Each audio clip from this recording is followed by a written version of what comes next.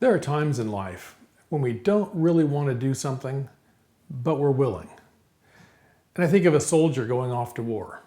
He'd rather stay home with his family, his wife, his kids, but he's willing to sacrifice the comfort, the security of home in order to secure freedom. He might even be called upon to give his own life for the cause. And although that's not his desire, he's willing to sacrifice his very life if necessary. When Jesus prayed in the Garden of Gethsemane before being arrested, he knew what lay ahead. And he prayed that if there was any other way, that he wouldn't have to drink the cup of suffering and sacrifice, but that he was willing to do whatever it took to free people from their sins. And so today we look at the crucifixion. Jesus never wanted to be crucified, but Jesus was willing to endure the cross if that is what was necessary to save us. He gave his life on the cross because he loves us. We see the story in Mark chapter 15, beginning with verse 21. A certain man from Cyrene, Simon, the father of Alexander and Rufus, was passing by on his way in from the country, and they forced him to carry the cross. They brought Jesus to the place called Golgotha, which means the place of the skull. Then they offered him wine mixed with myrrh, but he did not take it, and they crucified him. Dividing up his clothes, they cast lots to see what each would get. It was 9 a.m. when they crucified him. The written notice of the charge against him read, "The King of the Jews." They crucified 2 rebels with him, one on his right and one on his left. Those who passed by hurled insults at him, shaking their heads and saying, "So, you who are going to destroy the temple and build it in 3 days, come down from the cross and save yourself." In the same way, the chief priests and the teachers of the law mocked him among themselves. "He saved others," they said, "but he can't save himself. Let this Messiah, this King of Israel, come down now from the cross, that we may see and believe." Those crucified with him also heaped insults on him. Let's look first at where this all happened. Where did Christ's crucifixion take place? It took place at a place called Golgotha. And Golgotha is a word that means the place of the skull. It was a place outside the city wall where criminals were crucified. The word Calvary is a Latin equivalent of Golgotha. They both mean the place of the skull, and they both refer to the same place. Nobody really knows where Golgotha is located. The name Golgotha is not to be found outside the Gospels, but the Gospels give us a few hints. First, we do know that Golgotha was outside the city walls. John 19:20 says, "The place where Jesus was crucified was near the city." So it wasn't in the city, it was near the city. And although the Gospels do not say that Golgotha was a hill, it may have been an elevated site. It could have been a hill. Mark 15:40 says that some women were watching the crucifixion from a distance. So that suggests that since they were able to see it from a distance, that it may have been a raised location. It may have been near a road. Mark 27:39 says, "Those who passed by hurled insults at him." And it makes sense to think that those passing by would be walking on a road. The Romans wanted the crucifixions to be in well-traveled locations so that a lot of people would see them and fear the Romans, be afraid to disobey. We know it was near a garden. John 19:41 says, "At the place where Jesus was crucified, there was a garden, and in the garden a new tomb." And it was a place that was probably well known. The Gospels refer to Golgotha as the place of the skull. And the use of the definite article, the, indicates a specific place that people would know about. There are 2 locations that are most often identified as the possible sites for Golgotha. And one is the location of the Church of the Holy Sepulchre.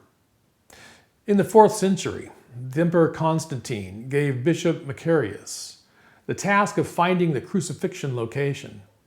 Well, supposedly, he found some fragments of the cross at a temple dedicated to Aphrodite, and he decided this was the place. So Constantine had the temple torn down and a couple churches built in its place. And now it is the location of the Church of the Holy Sepulchre. Now in 1842, Thomas Phineas identified Golgotha as a hill about 250 yards northeast of the Damascus Road.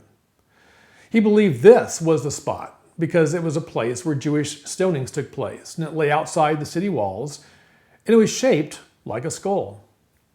Later, General Charles Gordon also identified this hill as the Golgotha location, and today it's known as Gordon's Calvary. Well, not only do we not know Golgotha's location, we really don't even know how it got its name, the place of the skull. Perhaps being a place of execution, there were skulls of executed people just scattered about. Or perhaps it was called the place of the skull because the skull represented death, as a skull and crossbones do today. Or as we mentioned, Gordon's Calvary is a rocky hill, and the face of the hill has a couple wind-carved indentures that look like eyes. Kind of looks like a skull. But really, we don't know with any certainty the place Jesus died. But really, knowing the location is not all that important. If we knew exactly where Jesus died, people would flock to it, make a shrine of it. It'd be like the shrines that people make today at road intersections where fatal traffic accidents happen. And there are flowers and crosses and candles and posters, stuffed animals, all those kinds of things. And the place for some people becomes very significant. But the significance in Jesus' death is not the place where he died. It's enough for us to know that he was crucified outside the city walls because he was rejected by the people, and that he died for the sins of the world. Next, let's look at how Christ's crucifixion happened. First, Jesus bore his cross to Golgotha. Normally, a crucifixion victim was forced to carry the horizontal crossbeam of his own cross to the place of execution. The vertical post was sometimes left there permanently in the ground, kind of as a warning, like a hangman's scaffold or a guillotine in a public square. Due to exhaustion, Jesus stumbled under the load. So the Roman soldiers enlisted Simon from Cyrene to carry it the rest of the way for him. Simon of Cyrene. Now, Cyrene is a country in northern Africa where Libya is today. So what would someone from Africa be doing in Jerusalem at this time? Well, he would probably be there to celebrate the Passover. Well, when Jesus stumbled under the weight of the cross, Simon happened to be nearby, perhaps watching the progression of the condemned men dragging their crosses to Golgotha. He was able-bodied and convenient, so the Romans made him pick up the cross and carry it the rest of the way. The fact that Roman soldiers had the right to force anyone at random to be placed into service didn't set well at all with the Jewish people. This kind of bully behavior was just another reason for them to hate the Romans. Once Jesus reached Golgotha, he was offered a potion of wine drugged with myrrh to reduce his pain. Myrrh is a narcotic that was used to deaden pain. And tradition says that women of Jerusalem prepared and offered this drink to condemned men. But Jesus refused to drink it. That just seems outrageous. It'd be like going to the hospital for major heart surgery and refusing anesthesia. Just cut me open and do what you have to do, I'll just deal with the pain.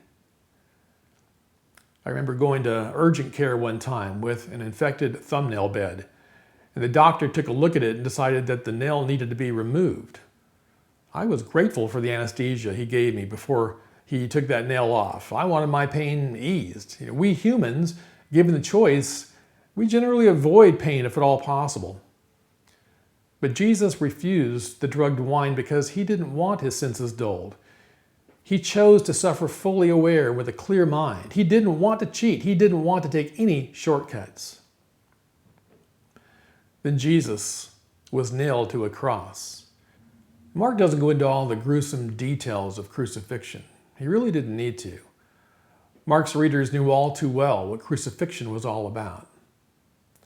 The Jewish historian Josephus tells a story of the Romans crucifying people along the walls of Jerusalem. He also says that the Roman soldiers would amuse themselves by crucifying criminals in different positions. So the people in that place and time, they knew firsthand what crucifixions were all about. The Romans wanted them to know. In Roman-style crucifixion, the condemned man could take up to a few days to die. It was meant to be a slow, torturous death. And often the dead body was left on the cross for vultures and other birds to consume. Crucifixion was a feared and shameful form of execution. It was shameful, first of all, because it was reserved for criminals and the lowest of society. A person who was crucified was supposed to be thought of as lowlife.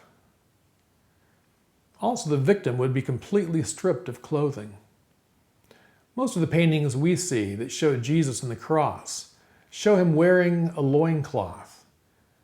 However, the nakedness of the victim added to the shame. In Jesus' case, the soldiers took his clothing and gambled to see who would get to keep it. Death by crucifixion was feared because it was an extremely painful way to die. In America, cruel or unusual punishment is prohibited, but the Romans didn't worry about that. A crucifixion was both cruel and unusual. Death came by suffocation as a person lost strength, and the weight of the body made breathing more and more difficult. And as the victim slowly died, people would gather to witness the event. An execution could provide hours of grisly entertainment for spectators. Jesus' charge was attached to the cross. Usually when a person was to be crucified, the person's crime was written on a wooden board. And as the victim walked to his place of execution, that sign was carried in front of him so that everybody would know what he did that deserved death. So the sign might say murder or robbery or rape. But Jesus didn't commit a crime. Pilate found him innocent. The only thing he was charged with was saying that he was the Son of God, the Messiah. So Pilate had the soldiers make a sign that said the King of the Jews. The Jewish religious leaders didn't like the wording of that sign. They wanted Pilate to change it, to say he claimed to be the King of the Jews, but Pilate refused. So as Jesus walked to Golgotha, he followed a sign that said, the King of the Jews. And that same sign was placed on his cross above his head. The sign was meant to mock and discredit him, but in reality was the truth. Jesus was their king. He was their Messiah, but the people refused to accept him. The sign was meant to be ironic. A king who was stripped and executed in public view had obviously lost his power. His kingdom was gone. But that wasn't the case with Jesus. His kingdom was not ending at the cross, it was just beginning. Jesus fulfilled his purpose on the cross, and when he rose from the dead, his eternal authority over all the earth was firmly established. He was and is the King of Kings. Few people reading the sign that dark day understood its real meaning, but the sign was absolutely true. Jesus is the King of the Jews and the Gentiles and the whole universe. Jesus was mocked. He was mocked by the religious leaders. They actually took the time not only to walk to the execution site to see Jesus die, but to take the lead in mocking him as he died. He was mocked by the public as well. Their leaders were mocking Jesus, so they joined in. Even the two criminals being crucified beside him ridiculed him. Next, let's consider why Christ's crucifixion happened. The reason for Christ's death can be found in one of the taunts directed toward him. He saved others, but he can't save himself.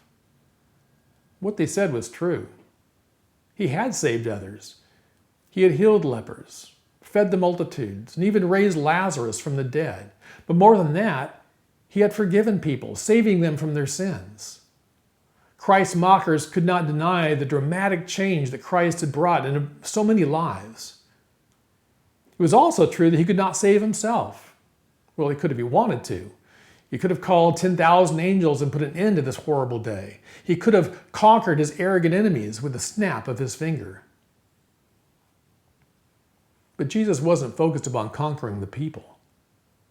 He was focused on saving the people. And the only way to save the people from their sins was to die for their sins. He, the perfect Lamb of God, offered himself as the ultimate, perfect sacrifice for the sins of all people for all times. And since he chose to die for us, he couldn't come down from the cross. Since he chose to save us, he could not save himself. It was a choice Jesus made, to save himself or to save us. And Jesus chose us.